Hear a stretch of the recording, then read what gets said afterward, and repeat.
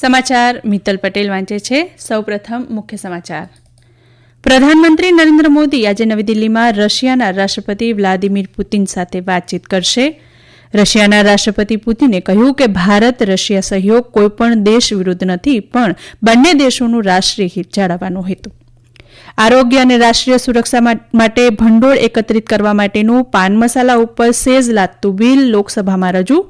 કેન્દ્રીય ગૃહમંત્રી અમિત શાહ તેમના ગુજરાત 3 દિવસના પ્રવાસ દરમિયાન વિવિધ વિકાસ કાર્યોનું લોકાર્પણ અને ખાતમુહૂર્ત કરશે. અને જેલમાં કેદ પાકિસ્તાનના પૂર્વ પ્રધાનમંત્રી ઇમરાન ખાન દ્વારા ઇસ્લામાબાદ હાઈકોર્ટમાં સારવારની મંજૂરી માટે અરજી. સમાચાર વિગતવાર. પ્રધાનમંત્રી નરેન્દ્ર મોદી આજે નવી દિલ્હીમાં રશિયાના રાષ્ટ્રપતિ વ્લાદિમીર પુતિન સાથે વાતચીત કરશે. બંને નેતાઓ દ્વિપક્ષીય સંબંધોમાં પ્રગતિની સમીક્ષા કરશે અને પરસ્પર હિતના પ્રાદેશિક અને વૈશ્વિક મુદ્દાઓ પર વિચારોનું આદાન પ્રદાન કરશે. વાટાઘાટો બાદ વેપાર, અર્થતંત્ર, આરોગ્ય સંભાળ, શિક્ષણ, સંસ્કૃતિ અને મીડિયા સંબંધિત ક્ષેત્રો સહિત અનેક કરારો પર હસ્તાક્ષર કરાશે. રાષ્ટ્રપતિ પુતિન 23માં ભારત રશિયા વાર્ષિક શિખર સંમેલન માટે ભારતની રાજ્ય મુલાકાતે ગઈકાલે સાંજે નવી દિલ્હી પહોંચ્યા હતા. એરપોર્ટ પર પ્રધાનમંત્રી મોદી દ્વારા તેમનું ઉષ્માભર્યું સ્વાગત કરવામાં આવ્યું હતું. આજે સવારે રાષ્ટ્રપતિ ભવન ખાતે રશિયન રાષ્ટ્રપતિનું ઔપચારિક સ્વાગત કરાશે. મુલાકાતી મહાનુભાવ રાજઘાટ પર પુષ્પાંજલિ અર્પણ કરી મહાત્મા ગાંધીને શ્રદ્ધાંજલિ આપશે. સાંજે રાષ્ટ્રપતિ દ્રૌપદી મુર્મુ રશિયન રાષ્ટ્રપતિનું સ્વાગત કરશે અને તેમના સન્માનમાં ભોજન સમારંભનું આયોજન કરશે. અમારા સંવાદદાતા જણાવે છે કે ભારત અને રશિયા તેમની વ્યૂહાત્મક ભાગીદારીની ઘોષણાની 25મી વર્ષગાંઠની ઉજવણી કરી રહ્યા છે. संयुक्त राष्ट्र G20, ब्रिक्स और संघाई सहयोग संगठन जैसे कई बहुपक्षीय मंचों पर भारत और रूस एक दूसरे का घनिष्ठ सहयोग करते आए हैं. रूस लगातार संयुक्त राष्ट्र सुरक्षा परिषद में स्थायी सदस्यता के लिए भारत की उम्मीदवारी का समर्थन करता आया है. प्रधानमंत्री नरेंद्र मोदी की हालिया रूस की यात्राओं ने दोनों देशों के बीच संबंधों को एक नया आयाम दिया है और अब दोनों देश पारंपरिक सहयोग वाले क्षेत्रों जैसे सैन्य, परमाणु और अंतरिक्ष सहयोग से आगे बढ़कर नए क्षेत्रों में आपसी सहयोग बढ़ाने को लेकर प्रयासरत हैं. सुपर्णा सेकिया के साथ भूपेंद्र सिंह, आकाशवाणी समाचार, दिल्ही. રશિયાના રાષ્ટ્રપતિ વ્લાદિમીર પુતિને જણાવ્યું કે ભારત રશિયા સહયોગ કોઈપણ દેશ વિરુદ્ધ નથી. તેનો એકમાત્ર હેતુ બંને દેશોના રાષ્ટ્રીય હિતોનું રક્ષણ કરવાનો છે. રશિયા સાથે ભારતના ઉર્જા સંબંધો અંગે શ્રી પુતિને કહ્યું કે કેટલાક દેશો રશિયા સાથેના ગાઢ સંબંધોને કારણે આંતરરાષ્ટ્રીય બજારોમાં ભારતની વધતી ભૂમિકાને નાપસંદ કરે છે અને રાજકીય કારણોસર અવરોધો ઊભા કરી ભારતના પ્રભાવને ઓછો કરવાનો પ્રયાસ કરી રહ્યા છે. પશ્ચિમી દેશો દ્વારા રશિયા પર લાદવામાં આવેલા પ્રતિબંધો અંગે શ્રી પુતિને કહ્યું કે તેમનો ભારત સાથે રશિયાના ઉર્જા સહયોગ પર બહુ પ્રભાવ પડ્યો નથી. શ્રી પુતિને તેમની 2 દિવસીય ભારત મુલાકાત પહેલા એક ટીવી ચેનલ સાથેની મુલાકાતમાં આ નિવેદન આપ્યું હતું. લોકસભામાં ગઈકાલે આરોગ્ય અને રાષ્ટ્રીય સુરક્ષા ઉપકર બિલ 2025 રજૂ કરવામાં આવ્યું. આ બિલનો હેતુ પાન મસાલાના ઉત્પાદન પર સેઝ લાદી આરોગ્ય અને રાષ્ટ્રીય સુરક્ષા માટે ભંડોળ એકત્ર કરવાનો છે. બિલ રજૂ કરતા નાણામંત્રી નિર્મલા સીતારમણે જણાવ્યું હતું કે આ બિલનો હેતુ આરોગ્ય અને રાષ્ટ્રીય સુરક્ષા માટે સંસાધનો એકત્રિત કરવાનો છે. તેમણે જણાવ્યું કે આ સેઝ કોઈપણ આવશ્યક ચીજવસ્તુઓ પર નહીં, પરંતુ ગંભીર આરોગ્ય જોખમ ઊભી કરતી હાનિકારક ચીજવસ્તુઓ પર લાદવામાં આવશે. તેમણે જણાવ્યું હતું કે આ બિલનો હેતુ એ સુનિશ્ચિત કરવાનો છે કે સામાન્ય નાગરિકો પર બોજ નાખ્યા વિના મહત્વપૂર્ણ રાષ્ટ્રીય પ્રાથમિકતાઓને ભંડોળ પૂરું પાડવામાં આવે. આ સમાચાર આપ આકાશવાણી પરથી સાંભળી રહ્યા છો. આ સમાચારનું જીવંત પ્રસારણ આપ અમારી YouTube channel AIR news Gujarat પર પણ સાંભળી શકશો. વધુ સમાચાર માટે અમારી વેબસાઇટ newsonair.gov.in/gu અને અમારા એક્સ હેન્ડલ AIR_news_ABAD ને ફોલો કરશો. કેન્દ્રીય ગૃહમંત્રી અમિત શાહ આજથી ગુજરાતના 3 દિવસના પ્રવાસે છે. શ્રી શાહ અમદાવાદ, ગાંધીનગર, વાવ, થરાદ અને બનાસકાંઠામાં વિવિધ કાર્યક્રમોમાં હાજરી આપશે. સાંભળીએ અહેવાલ.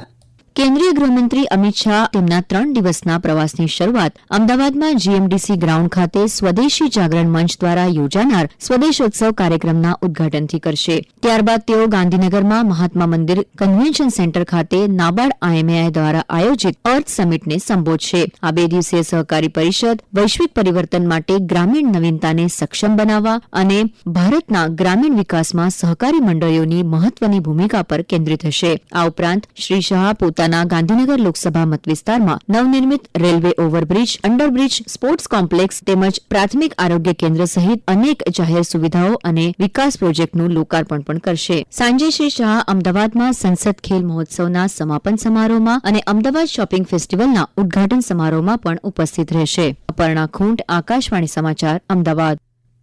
રાષ્ટ્રીય તપાસ એજન્સી એનઆઈએએ ગેરકાયદેસર હથિયારો અને દારૂગોળાની દાણચોરીના કેસમાં 4 લોકોની ધરપકડ કરી છે. એનઆઈએની 22 ટીમોએ 3 રાજ્યોમાં અનેક સ્થળોએ દરોડા પાડ્યા હતા, જેમાં બિહારમાં નાલંદા, શેખપુરા અને પટણા સહિતના 7 સ્થળો, ઉત્તર પ્રદેશના અરોય જિલ્લામાં 13 સ્થળો અને હરિયાણાના કુરુક્ષેત્ર જિલ્લામાં 2 સ્થળોનો સમાવેશ થાય છે. દરોડા દરમિયાન ટીમોએ મોટા જથ્થામાં હથિયારો અને દારૂગોળો, 1 કરોડથી વધુની રોકડ, ગુનાહિત ડેટા ધરાવતા અસંખ્ય ડિજિટલ અને ઇલેક્ટ્રોનિક ઉપકરણો અને નકલી અને શંકાસ્પદ ઓળખ કાર્ડ સહિત ગુનાહિત દસ્તાવેજો જપ્ત કર્યા હતા. પાકિસ્તાન જેલમાં બંધ ભૂતપૂર્વ પ્રધાનમંત્રી ઇમરાન ખાને ઇસ્લામાબાદ હાઈકોર્ટમાં એક અરજી દાખલ કરી છે, જેમાં 3 દિવસમાં તબીબી તપાસ અને પરીક્ષણો કરાવવાની પરવાનગી માંગવામાં આવી છે. પાકિસ્તાન તહેરીકે ઇન્સાફ પાર્ટીના વડા હાલમાં રાવલપિંડીની અદિયાલા જેલમાં બંધ છે. સાંભળીએ અમારા સંવાદદાતા શક્તિસિંહનો એક અહેવાલ. याचिका में अदालत से अनुरोध किया गया है कि जेल में बंद पीटीआई नेता के लिए शहर के शौकत खानम अस्पताल में मासिक चिकित्सा जांच और परीक्षण कराने का आदेश दिया जाए. पीटीआई संस्थापक ने कहा कि उन्हें कुछ स्वास्थ्य संबंधी समस्याएं हैं, इसलिए उन्होंने अनुरोध किया है कि उनकी मेडिकल रिपोर्ट की एक प्रति उनके परिवार को दी जाए और दूसरी अदालत में पेश की जाए. बुधवार को पूर्व प्रधानमंत्री ने सोशल मीडिया प्लेटफॉर्म पर साझा किए गए एक बयान में पाकिस्तान के सेना प्रमुख फील्ड मार्शल असीम मुनीर को मानसिक रूप से बीमार व्यक्ति बताया और उन पर देश के संविधान को नष्ट करने का आरोप लगाया. પાકિસ્તાનના રાષ્ટ્રપતિ આસિફ અલી જરદારીએ ચીફ ઓફ ડિફેન્સ કોર્સિસના નવા પદ માટે અસીમ મુનીરને મંજૂરી આપી છે. મુનીર આર્મીના વડા પણ છે. મુનીરને 5 વર્ષ માટે ત્રણેય સેવાઓ પર કમાન્ડ આપતું આ પગલું એ વાતની પુષ્ટિ કરે છે કે સેનાએ ફરી એકવાર રાજકીય નેતૃત્વને પાછળ છોડી દીધું છે. શ્રીલંકામાં આવેલી કુદરતી આપત્તિમાં 486 લોકોના મોત અને 341 લોકો ગુમ થયા છે. 51,000થી વધુ પરિવારોના 1,71,000થી વધુ લોકો વિસ્થાપિત છે અને દેશભરમાં 1,231 રાહત કેન્દ્રોમાં આશ્રય પામ્યા છે. સતત મુશ્કેલી વચ્ચે ભારતના ઓપરેશન સાગર બંધુને વિસ્તારવામાં આવ્યું છે.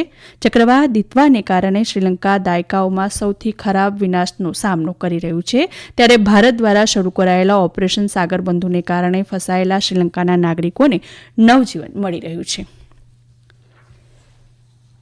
અને હવે આજના અખબારોના મુખ્ય સમાચાર રજૂ કરે છે સંસ્કૃતિ ભુંડિયા. આજના અખબારોમાં વિવિધ સમાચારો વાંચવા મળી રહ્યા છે. કોમનવેલ્થ ગેમ્સના આયોજનને પગલે અમદાવાદના પ્રોપર્ટી બજારમાં તેજીના સમાચાર દિવ્ય ભાસ્કરે છાપ્યા છે. સંદેશ લખે છે કે ચૂંટણી પંચને વધુ સ્ટાફ ફાળવી BLOનું ભારણ ઘટાડવા રાજ્યોને સુપ્રીમ કોર્ટનો આદેશ. ગુજરાત સમાચાર લખે છે કે પુતિન ભારત પધાર્યા, રેડ કાર્પેટ સ્વાગત. પરમ મિત્ર પુતિન પધાર્યાના સમાચાર ફૂલછાબે પહેલા પાને છાપ્યા છે. તો નવગુજરાત સમયે પુતિન દિલ્હીમાં, મોદીએ પ્રોટોકોલ પડતા મૂકી દિલથી સ્વાગત કર્યુંના સમાચાર પહેલા પાને છાપ્યા છે. અંતમાં મુખ્ય સમાચાર ફરી એકવાર. પ્રધાનમંત્રી નરેન્દ્ર મોદી આજે નવી દિલ્હીમાં રશિયાના રાષ્ટ્રપતિ વ્લાદિમીર પુતિન સાથે વાતચીત કરશે. રશિયાના રાષ્ટ્રપતિ પુતિને કહ્યું કે ભારત રશિયા સહયોગ કોઈપણ દેશ વિરુદ્ધ નથી, પણ બંને દેશોનું રાષ્ટ્રીય હિત જાળવવાનો હેતુ. આરોગ્ય અને રાષ્ટ્રીય સુરક્ષા માટે ભંડોળ એકત્રિત કરવા માટેનું પાન મસાલા ઉપર સેઝ લાદતું બિલ લોકસભામાં રજૂ. કેન્દ્રીય ગૃહમંત્રી અમિત શાહ તેમના ગુજરાત 3 દિવસના પ્રવાસ દરમિયાન વિવિધ વિકાસ કાર્યોનું લોકાર્પણ અને ખાતમુહૂર્ત કરશે. અને જેલમાં કેદ પાકિસ્તાનના પૂર્વ પ્રધાનમંત્રી ઇમરાન ખાન દ્વારા ઇસ્લામાબાદ હાઈકોર્ટમાં સારવારની મંજૂરી માટે અરજી કરાઈ. આકાશવાણી પરથી સમાચાર પૂરા થયા. હવે પછી આપ 1:20 રાષ્ટ્રીય સમાચાર સાંભળી શકશો.